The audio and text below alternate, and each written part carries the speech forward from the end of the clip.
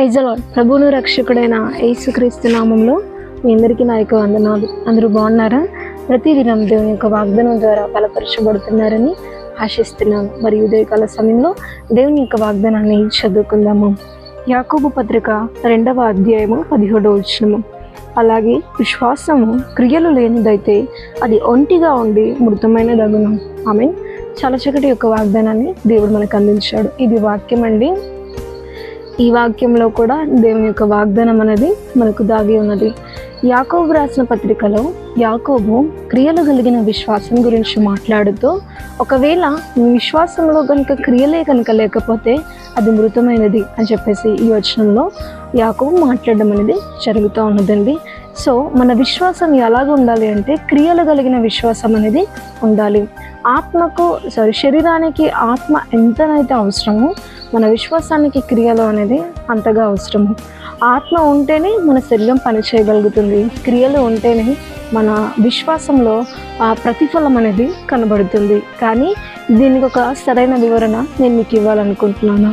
చూడండి, విశ్వాసంలో క్రియలు అంటే ఏంటి, అవి ఎలాగుంటాయి అని చెప్పేసిన ఒక డౌట్ అనేది మీకు రావచ్చు. దీనికి ఒక ఎగ్జాంపుల్ నేను మీకు చెప్తానండి.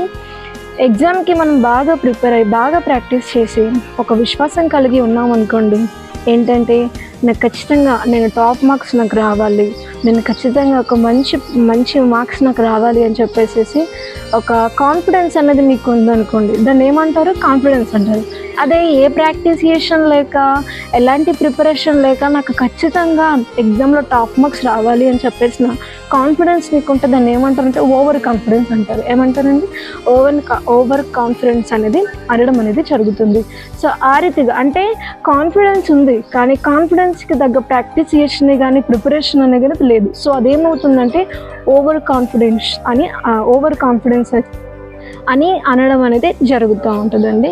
సో ఆ రీతిగా విశ్వాసం అయితే ఉంది కానీ క్రియలు మాత్రం లేకపోతే దాన్ని ఏమంటారంటే మృతమైన విశ్వాసము, క్రియలు లేని విశ్వాసం అనేది అనడం అనేది జరుగుతుంది. మరి విశ్వాసంలో క్రియలు అంటే మీకు అద్భుతం జరగాలి అంటే, స్వస్థత జరగాలి అని అంటే, మీ జీవితంలో ఏదైనా కార్యం జరగాలి అని అంటే, మీకు ఏదైనా ప్రమాదం సంభవించినప్పుడు దేవుడు ఖచ్చితంగా నా జీవితంలో ఈ ప్రమాదం నుండి తప్పిస్తాడు అనే విశ్వాసం మాత్రం మీకు ఖచ్చితంగా వస్తుంది.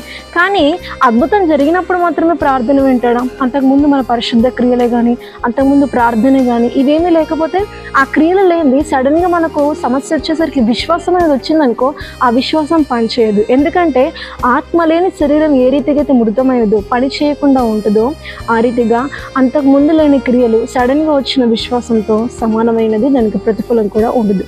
కాబట్టి మీ విశ్వాసంలో ఎప్పుడైతే ప్రార్థన సంబంధమైన క్రియ, దైవ సంబంధమైన పరిశుద్ధ క్రియలు ఇవన్నీ కలిగి ఉంటారో ఖచ్చితంగా మీ విశ్వాసం అనేది, మీ నమ్మకం అనేది ఉమ్మైపోక దానికి ప్రతిఫలం అనేది మీరు ఖచ్చితంగా పొందుకుంటారు. దాని యొక్క జీవాన్ని మీరు పొందుకోగలుగుతారు. ఆ విశ్వాస బలాన్ని మీ జీవితంలో మీరు చూడగలుగుతారు. ఆమేన్. చాలా చక్కటి యొక్క వాగ్దానాన్ని దేవుడు మనకు అందించాడు కాబట్టి ప్రార్థన చేసుకుందాం.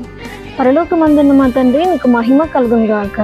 ఈరోజు క్రియలు కలిగిన విశ్వాసం గురించి మాకు వివరంగా వివరించి తండ్రి, విశ్వాస బలాన్ని ఎందు నిమిత్తమై అనేకులు పోగొట్టుకుంటున్నారు, దాన్ని మీరు మాకు జ్ఞాపకం చేసి మెలకువ చేసినందుకు నీకు వందనాలు. విశ్వసిస్తున్నాము ప్రమాదం వచ్చినప్పుడు, కానీ దానికి సరైన క్రియలు అనేవి చాలామంది కనుగొనలేక దాన్ని పరిశోధించుకోలేక ఆ విశ్వాసం అనేది అల్ప విశ్వాసంగా మారిపోతుంది అనేకులకు. కానీ ఈ ఉదయకాల సమయంలో తండ్రి, మా విశ్వాసం ఎలాగ ఉండాలో ఆ విశ్వాస బలము తండ్రి యేసయ్య పొందుకోవడానికి తండ్రి ఏ మార్గాలు మేము కలిగి ఉండాలో అని చెప్పేసి, ఆ క్రియలు ఎలా ఉంటివో అని చెప్పేసి ఈరోజు మాతో మాట్లాడినందుకు నీకు మహిమ కలుగును గాక. ఈ వాక్యాన్ని ప్రతి ఒక్క వినికిడిలో, ఈ వాగ్దానాన్ని ప్రతి ఒక్క వినికిడిలో తండ్రి మీరే దీవించండి. అది ప్రతి ఒక్కరూ తండ్రి ఆచరించి ఇక ముందు వారి యొక్క ప్రతి విశ్వాసము ఒక క్రియలు కలిగి ఒక జీవము కలిగిన విశ్వాసం అయ్యేటకు సహాయం చేయండి. మహిమ ఘనత ప్రభావములు చెల్లించుకుంటూ కార్యం చేసి నీ కృపలో భద్రపరుచుకోమని ప్రభు యేసుక్రీస్తు నామంలో అడిగి వేడుకొంచున్నాం తండ్రి. ఆమేన్.